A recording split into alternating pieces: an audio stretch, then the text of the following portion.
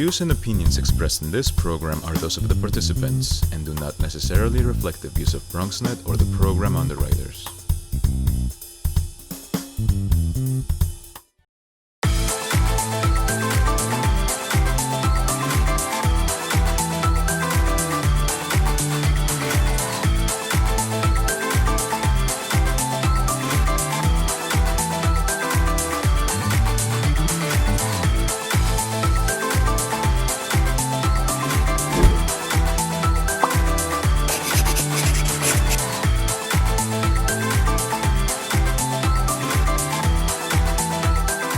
Hello and welcome to Bello's Fashionistas Home Edition. I am your host, Fleriser Bello.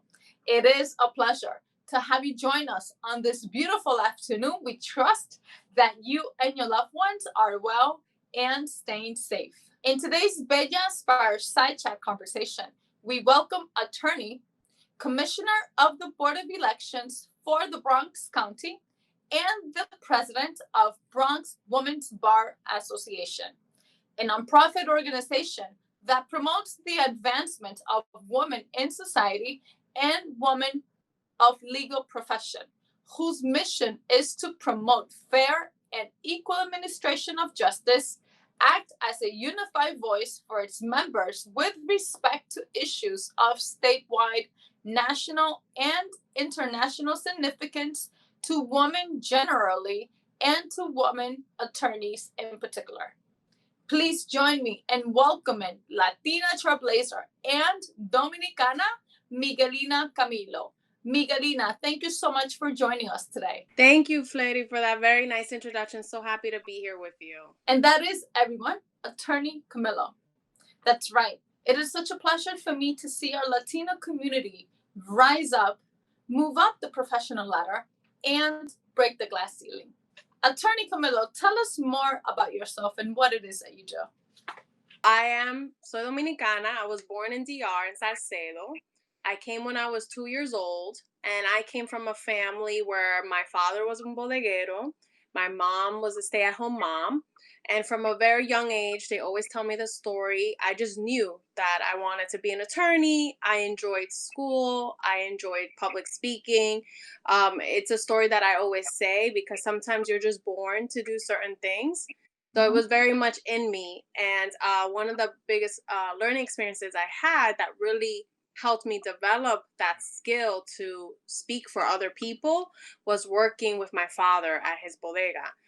So I worked at his bodega from college all the way up until law school, every Saturday, working the cashier, and people would come and see me reading my college readings. I would interact with people.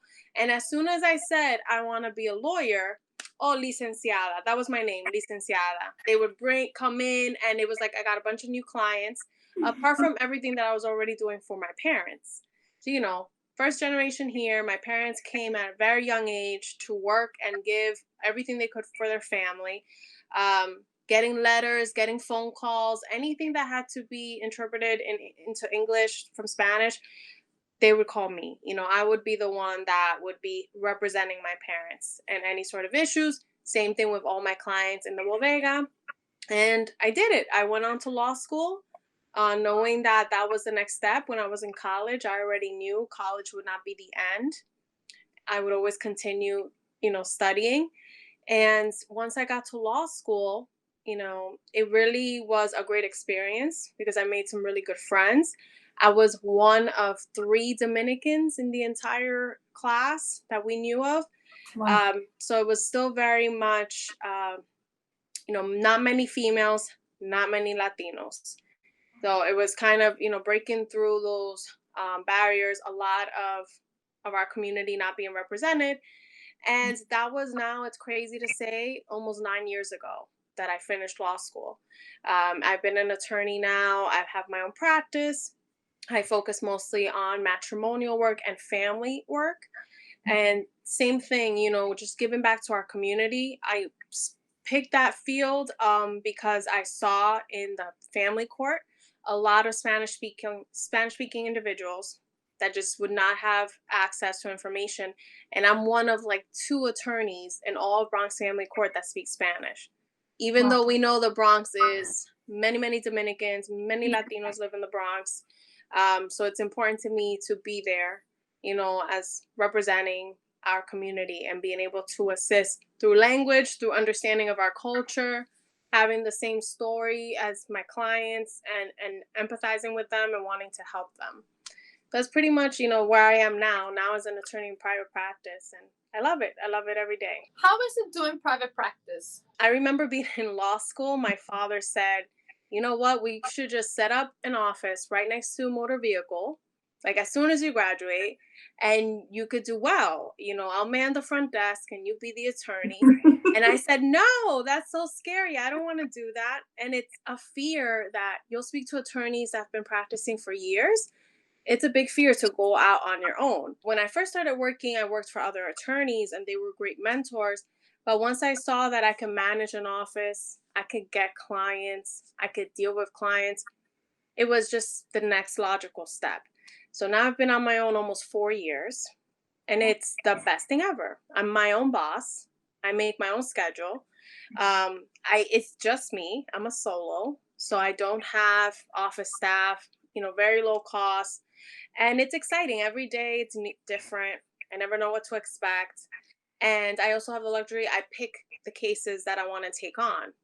Sometimes there are cases that you could really work and do well. So I have that benefit that I take on the cases that I really know I could help someone. And I do even a lot of pro bono work. I'm servicing the Bronx. A lot of times people don't have the capacity, to pay for an attorney. So I do what I can. I find myself giving a lot of consultations, a lot of time, just trying to tell people, what their best route will be, even if they don't necessarily have the means to retain, a full attorney. Because we know it can be pricey and your time is valuable. I mean, consultations could go starting as of $500, and that is without a retainer. Time is definitely the most valuable thing we have.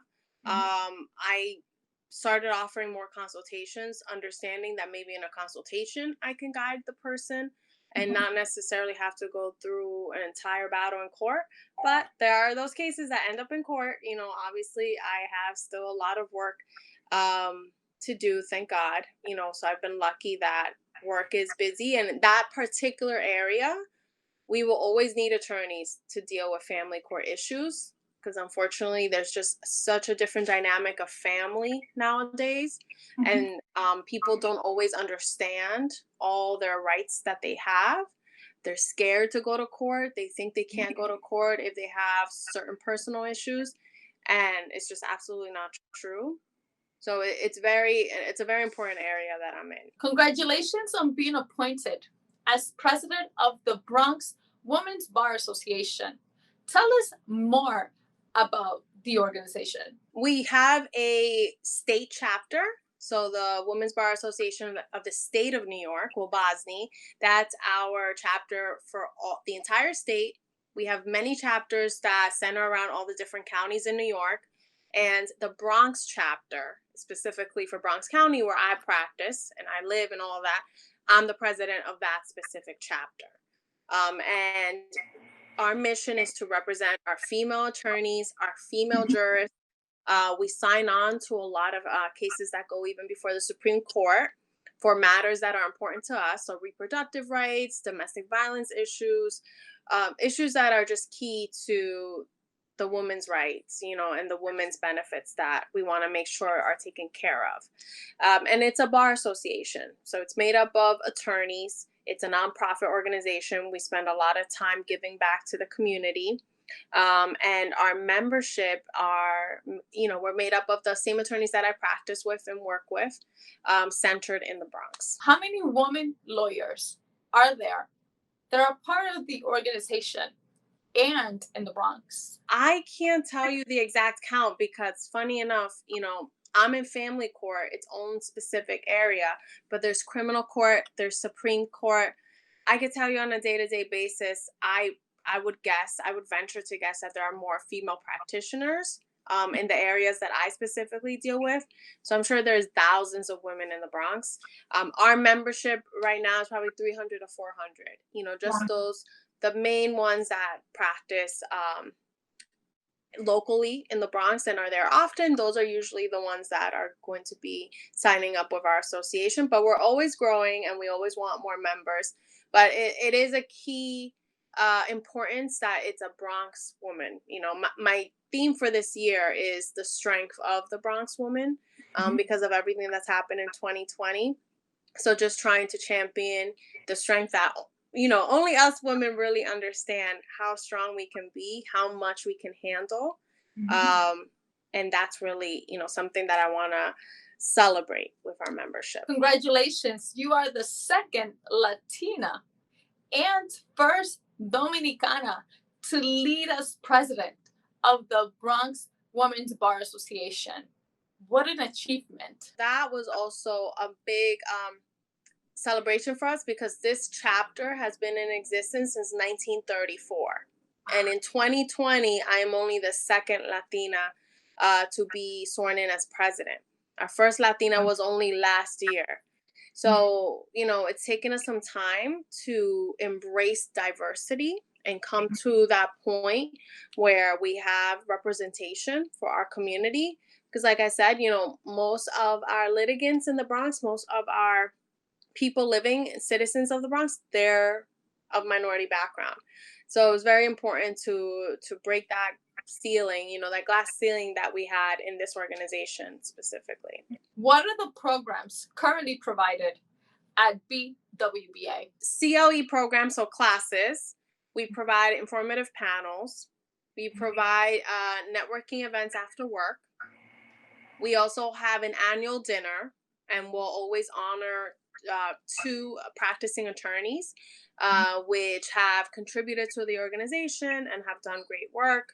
Again, we are the Bronx chapter, so we're always championing our Bronx attorneys and our Bronx judges.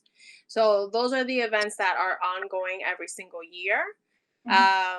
We are always trying to extend into new areas. So this year, we're also going to start a mentorship program, because mentorship is super important for any professional, but specifically for attorneys. When you have a mentor, that could be your first internship. It could be your next job.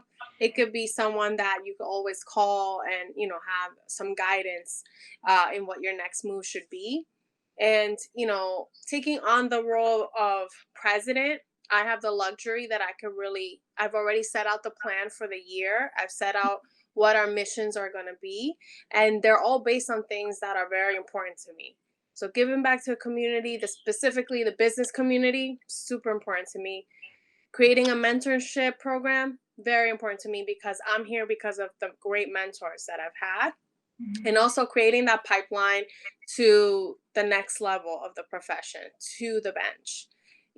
We in the Bronx are very fortunate. We have great diversity on the bench. We have many Dominican judges, female judges on the bench. We have the first Dominican male judge ever on our bench in the Bronx, Fidel Gomez. So having those firsts still in 2020 and that they're happening in the Bronx, that's what our programming wants to focus on. How has BWBA pivoted and continued to provide services to its members and small businesses in the Bronx? Realizing the ongoing struggle with COVID-19 as time passed, that these businesses were closed for extended periods of time, and then with what's happening with the damage, that resulted from the looting and the protests, well, more the looting, that was affecting these small businesses, particularly on Fordham Road and Bernstein Avenue. I started making calls, having a network in the Bronx that extends beyond the legal community. So the Bronx Borough President's Office, the community in Fordham for businesses. I just started making calls to see what their needs were. And repeatedly what I heard was that they had a shortage of hands that could actually assist, and that there were no attorneys available for recurrent legal issues that were coming up. mostly landlord-tenant issues, insurance claims, and even being qualified for grants that were available. I do want to say that I think our community has shown during this time in COVID that we can come together. I mean, I see still endless food drives, endless fundraisers. Like, the money, the resources is there, but we still have a lot of people that don't have access, particularly these business owners, because they don't have an attorney, that can come in and really just guide them through the process. So what we've created is a plan to offer free consultations for the business owners to understand what their needs are. Then we're also creating a pipeline for college and law students to come in as volunteers, because another thing I kept hearing was that law students and college students were sitting at home with no internships. COVID also stopped their opportunity to be physically in an office or in a courthouse. So I have tons of students emailing me wanting internships, like, light bulb, let's connect them to already the plan that we have going. So they're going to come in and sit with these business owners and go through grant applications, help them get their information together. I would like them to even help them get them online, because the future is all on online platforms. These businesses are going to need to be connected through Yelp, Grubhub, online delivery. They're going to need minimum website with information about their store. And a lot of businesses don't have that, and I know personally, my family's not very tech savvy, and getting them to transition to understand how to use a phone, how to use the internet. We need young people, to come in and be a guide. So we're going to have those student volunteers bring in, their capability, their time to just kind of feel through some of the work with attorneys, supervising the legal issues. And then we're also going to establish Zoom discussions where we'll have attorneys that can talk about operating your business in the COVID world. What are the changes that you need to be aware of? I'm a small business owner myself. I know that everything now, the physical business is no longer something that may be manageable. I have to be aware of how to connect with clients, how to give my services remotely. So that's what we're going to be doing as the plan. And even giving business basics, how to form a corporation, how to have your books in order, how to organize yourself so that you can make sure that you are doing a stable operation, right? And you could keep operating even past everything that we're going through now. We will take a quick break, and when we return, Attorney Camilo will provide additional resources and how they have been working with other organizations to bring awareness to the residents of the Bronx. Don't go anywhere. TV news, radio reports, and newspaper headlines in the 1970s and 80s misrepresented communities in the borough of the Bronx. Then, something transformative happened. By, for, and about the Bronx, BronxNet was born. We are BronxNet! BronxNet provides media education, opening the doors to competitive careers in the media industry for thousands of students in middle school, high school, and college. BronxNet. Welcome back. Attorney Camilo, tell us how BWBA has been teaming up with other organizations to bring awareness on voters' registration to residents of the Bronx. The Bar Association, many times we change our agenda every year because we want to respond to the specific needs in a given year. So I've already planned many events with our board, and it's been also in collaboration with other bar associations that exist throughout the city. So two main things have come up. The census, which we all know is very important, especially for our communities. We want to launch a campaign where we unite the different chapters of the Women's Bar Association, and we make sure that our members know that the census is something that's going to take them 2 minutes and that they should be filling it out and making sure to submit their answers. So we do want to have a media campaign focusing on the importance of the census. And the other very important thing is our elections coming up next November for the presidency. The deadline to register is October. So we want to make sure to have a voter registration drive. The Bronx Women's Bar actually did a voter registration drive last year in preparation for the primaries. So now we want to host another registration event in preparation for the general election come November. So that will also be in collaboration with our sister chapters to make sure that we get as many people registered to vote as possible. And that people go out and cast their vote in November. It is important to vote, yes. And for the community, especially during these times, Attorney Camilo, to cast their votes. Tell us, what is the plan to raise awareness to the constituents of the Bronx? The Bronx Women's Bar Association held a registration event last year, and this was in collaboration with the Board of Elections.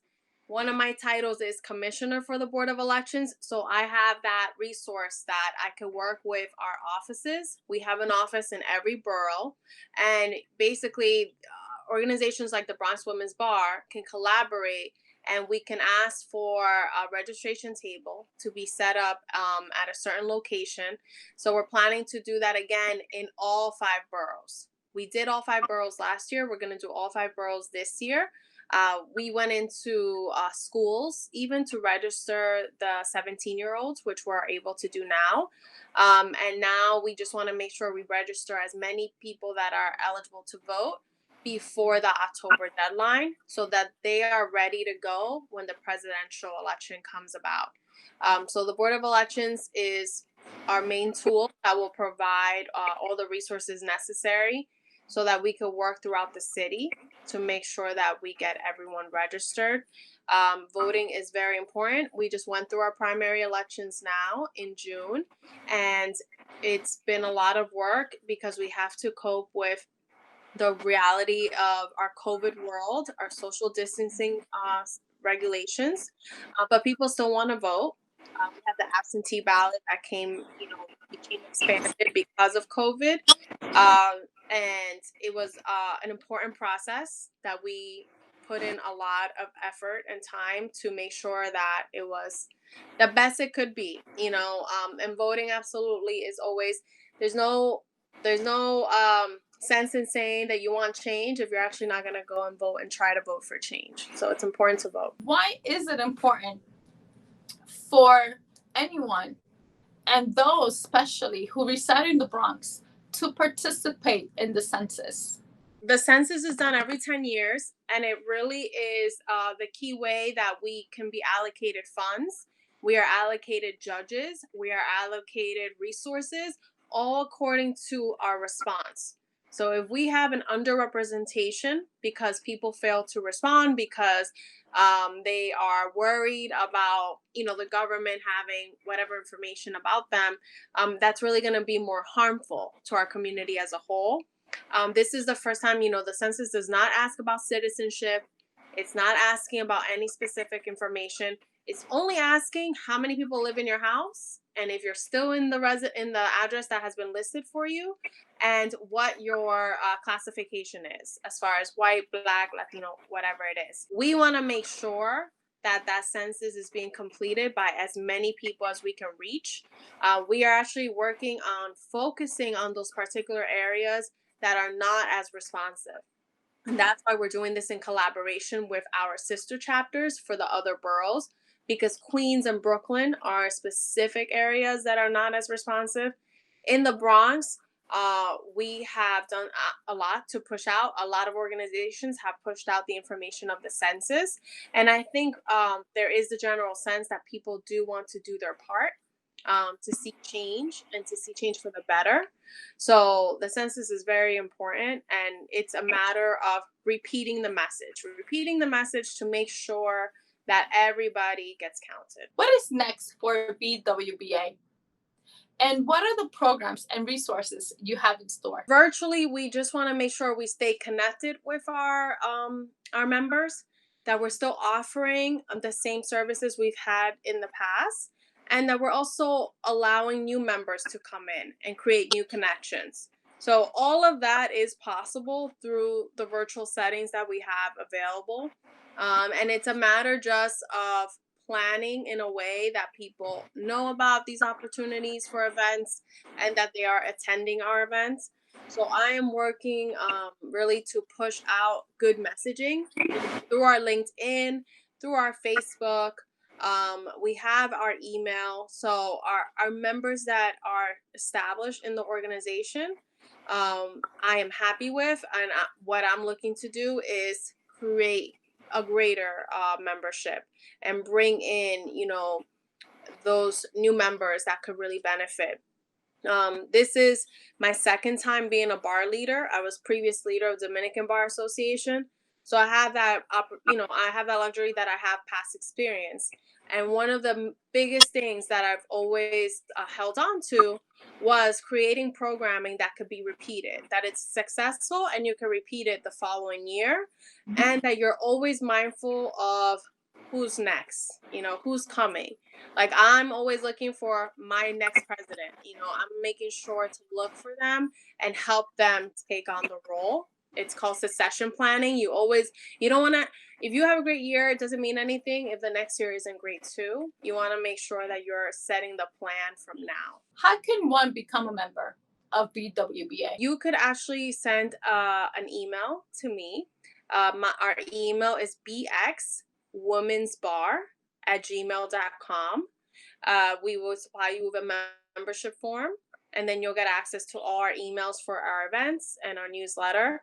And you also become a member. When you become a member of the chapter, you're also a member of the State Bar Association. So you actually get the benefits of the entire State Bar Association, which is the luxury. It's a great thing that we have as sister chapters that are under the state chapter. Can students also participate in any of your events and also become a member? So students can also participate. They have a free membership. It's something that's usually offered with the bar associations. If you're a student, you're able to join for free. We don't want to, turn you away because you're not working yet. And it's something I always recommend. I, as a law student, was overwhelmed with school and never really thought to get involved until finally, I was working. But I'm always very impressed. I go to events and I see students all the time, and they're very ambitious and they're very much about creating their network early. So it's a great thing to become part of bar associations. And if you are in the Bronx, you should join the Bronx Women's Bar Association. How can anyone join and participate in your upcoming events? So long as you register. So in the virtual world, we do have to be cautious. We have registration required, and our Zoom links do come with passwords. So really the only requirement is that you register. Like a lot of bar associations and a lot of groups, we are offering these attendance to these events for free. So it's just a matter of knowing about them and registering, and then you're welcome to come. Thank you so much for joining us, Attorney Camilo. It has been a pleasure to have you. Thank you for having me. Thank you for giving the Bronx Women's Bar an opportunity to speak about their work. Really appreciate it. For more information on the Bronx Women's Bar Association, please visit their websites at www.wbasny.org. Thank you so much for joining us today. Be sure to follow us at Bellas Fashionistas TV and our media partner at BronxNet TV. To watch more of our programming, please visit our websites at bellasfashionistas.com and our media partner at bronxnet.org. Please be safe. Have a great day.